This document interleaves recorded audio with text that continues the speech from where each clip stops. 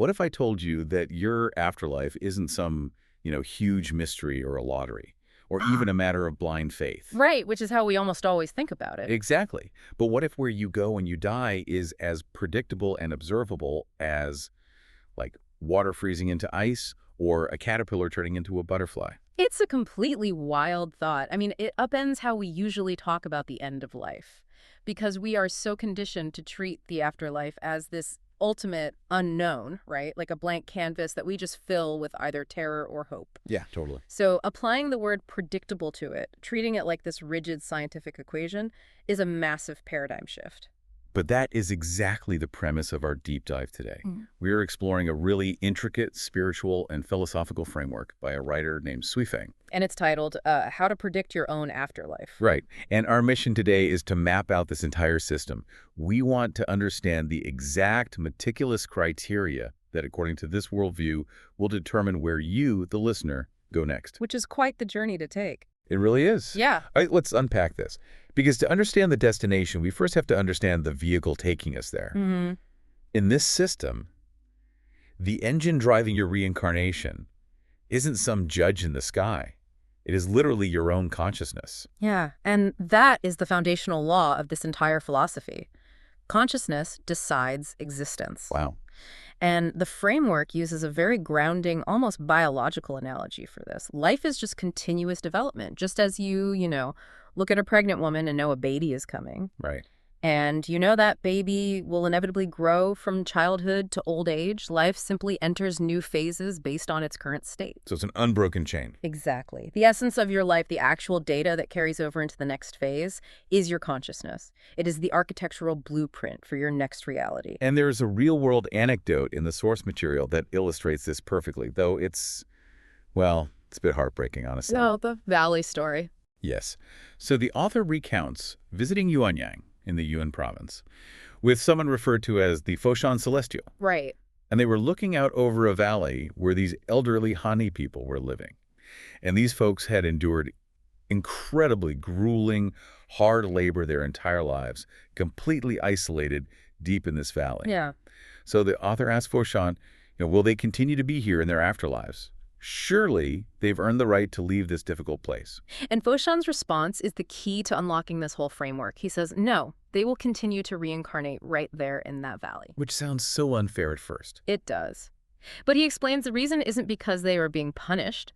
It's because they simply have no other world in their consciousness.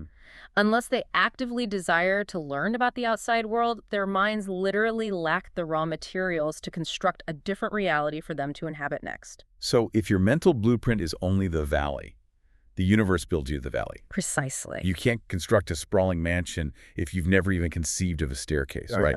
Exactly. And hammer this home, the philosophy pulls in a heavy hitter from Western rationalism, the French philosopher René Descartes, and his famous realization, I think, therefore I am. Oh, this part is fascinating. Right.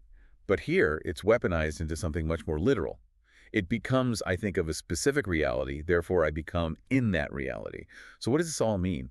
Is the author taking a famous philosophical statement about self-awareness and turning it into, like, a literal tool for teleportation to another realm? What's fascinating here is how the text merges Western philosophy with Eastern reincarnation concepts. Descartes meant that the act of doubting one's existence is proof of a thinking mind. Sure. But this framework pushes that mechanism to its absolute limit. If something isn't actively taking up space in your consciousness, it literally does not exist for you on a multidimensional level. That is wild. The mind isn't just a recording device for memories, it is the physical vehicle that transports you. Which explains the author's ultimate goal for his followers, who are called Chanyuan celestials. He wants to guide them to a higher realm called the Celestial Islands continent. Right. And the method isn't just praying for it. It's practically overwriting their mental hard drives. Yeah, it's intense. Like constantly infusing their minds with the incredibly specific daily lifestyles of these super celestial beings who live there.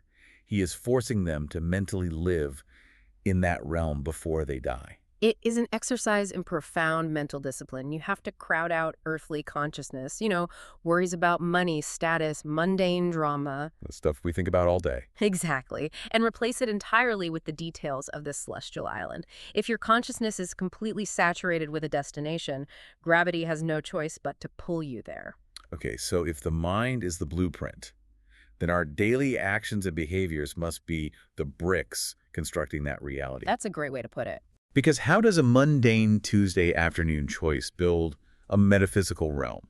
This system doesn't deal in vague moral guidelines. It outlines a highly explicit action-to-destination map. And it bases this on works like the Supreme Book of Rewards and Punishments and Human Beings in Life, specifically the Life's 18 Qualities section. Right. And it gives us 7 exact predictions for the afterlife. And looking at them, they seem to fall into 3 distinct trajectories. Let's start with the lateral moves into the animal kingdom. The overarching theme with these lateral moves is a strict, almost poetic equivalence. It's a pure economy of actions. Let's look at the rule regarding birds. Oh, I love this one. The framework states, if you love freedom but are still ignorant, then you will be a bird. Here's where it gets really interesting. The concept that freedom plus ignorance equals feathers. Yeah. It's the universe's perfectly literal answer to someone who desperately wants to fly free of human responsibilities, mortgages, societal pressures, but who entirely lacks the deeper spiritual understanding required to actually ascend to a higher dimension. Because a bird is physically untethered from the earth, which satisfies that craving for freedom.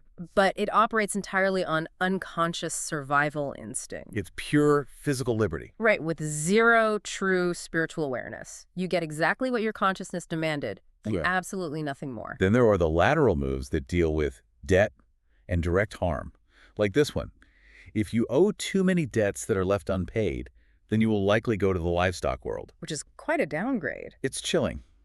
Unpaid debt literally turns you into property.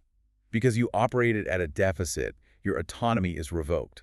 You become something that is owned and used by others to balance a cosmic ledger. And similarly, if you have killed many dogs, then you will be a dog. A literal one-to-one. Yeah, it isn't just a generalized mark on your permanent record. It is a literal karmic mirroring. You're forced to inhabit the exact physical and psychological vulnerability of the life you destroyed. Wow. Which brings us to the second trajectory, the downward spiral. These are for actions that actively poison the ecosystem of life. The text says, if you have murdered a person, then you will inevitably go to the hell world, specifically to the inflamed layer or the frozen layer, because divine punishments, though slow, are always sure. And another rule states that if you oppress the good and kind, swindle and cheat, steal and loot, then you will go to the animal world. Okay, wait, so how does a swindler end up as an animal? The mechanism here is vital to understand. Oppression and swindling are fundamentally traits of predation. You used your higher human intellect not to elevate yourself or others, but to cheat your fellow humans. You acted like a predator. Exactly. So the system simply repossesses the tool you abused. It strips you of your human intellect and places you in the animal world, where life is purely instinctual predation and survival. The universe just revokes your clearance level. Yeah, beautifully put. So the third trajectory is the one that really tripped me up initially. It is the earthly anchor. Oh, the mortal human rule. Yeah. It says, if you are kind and hardworking and love your family, culture, and state very much, then you will continue to be reborn as a mortal human. Wait, so being a model citizen, a loving parent, and a patriot, that just keeps you stuck on Earth? It does. I mean, it creates harmony on the mortal plane, absolutely. But earthly attachments, even the most beautiful ones like loving your family or your culture, act as spiritual gravity. They tether you to the human experience.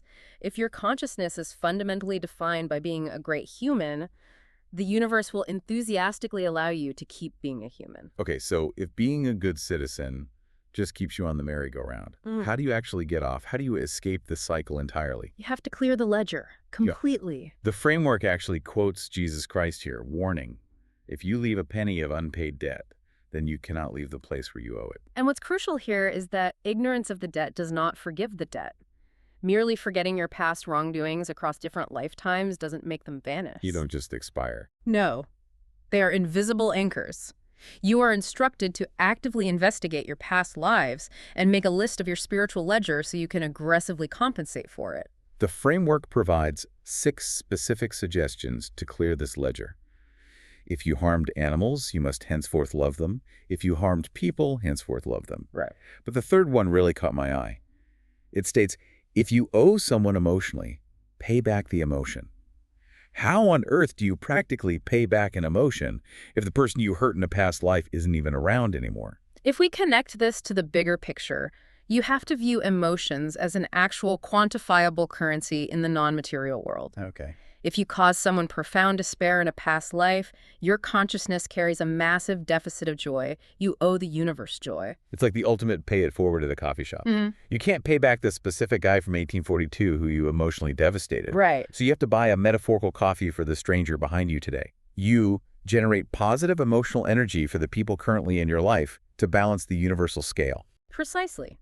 You balance the ledger of the universe, not just the specific individual. You also must actively pay back physical debts and ask for forgiveness for bullying or abuse. Yeah, that's the fourth suggestion. And notice how the author seamlessly weaves together Jesus Christ with the fifth suggestion, which is to do merits according to the teachings of Buddha. Yeah, pulling from everywhere. Exactly. This isn't about one specific religion.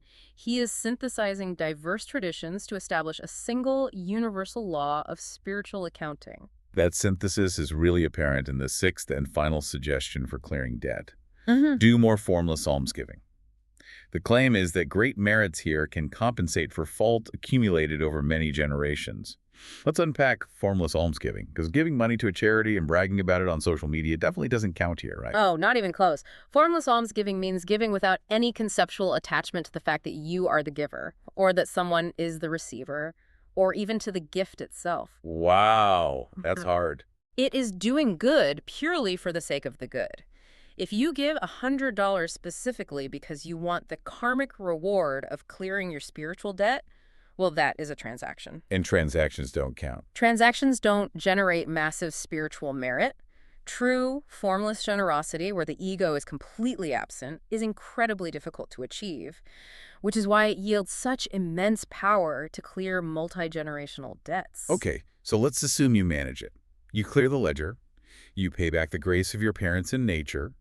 You have a completely clear conscience, and your debt is at absolute zero. The dream state. According to the framework, you are finally free to ascend to the higher heavenly realms. But there's a very stern prerequisite warning here about the internal state of your conscience before you can ascend. Oh, right, the warning about the ghosts. It states that those who are sneaky, whose voices drip with sarcasm, who resort to sorcery or talk nonsense, they become ghosts, demons, and monsters. Sarcasm turns you into a monster. That is terrifying for about 90% of people online right now. It sounds harsh, I know, but look at the mechanism. Sarcasm is essentially veiled hostility. It's a lack of sincerity. Sorcery is an attempt to manipulate natural laws for selfish gain. And being sneaky means hiding your true intentions. Right. So if your inner consciousness is twisted and manipulative, the non-material structure of your life warps. The framework uses a brilliant metaphor here about forms and uses. Look at the variety of fruits and flowers in the natural world. Why are they physically different? Because their internal life structures are different. Exactly. A diseased root is going to grow a deformed tree. So if your consciousness is twisted, your resulting form in the afterlife will physically match that inner shape, hence a demon or a monster. Yes. Your form and your use match your structural consciousness. But if your consciousness is pure, you are ready for the ultimate liberation. The big leagues. The framework provides 4 distinct truths for ascending to the heavens, but they require a radical, almost incomprehensible shift in how we perceive ourselves. Yeah, let's get into the 4 truths for heaven. The first truth outlines the path to the 1,000-year world of heaven. You must be fond of freedom and joy, repay all your debts, do merits. And here is the massive contradiction we need to address. You must eliminate the concepts of family, nation, culture, and religion from your consciousness. Wait a minute. I know. In section 2, to be a good human, you had to love your family, culture, and state. Why is it suddenly a barrier to heaven? You have to completely eliminate them. This raises an important question for sure, but it resolves itself when you look at the goal. Because to transcend the human realm entirely, you have to let go of the very concepts that define the human experience. Oh, I see. Loving your family makes you a perfect human, but it is a localized, exclusive consciousness. You love your family more than a stranger's family. Right, that's natural. You love your nation more than another nation, but it's division. It's an attachment. To reach a heavenly realm, you must evolve from an exclusive, localized consciousness into a universal one. You must view all entities as equal. So you cannot bring the tribalism of Earth into the thousand-year heaven. Exactly. You have to leave behind everything that gave your earthly life its specific meaning. That is a brutal requirement. It is the ultimate letting go. The second truth moves us even higher.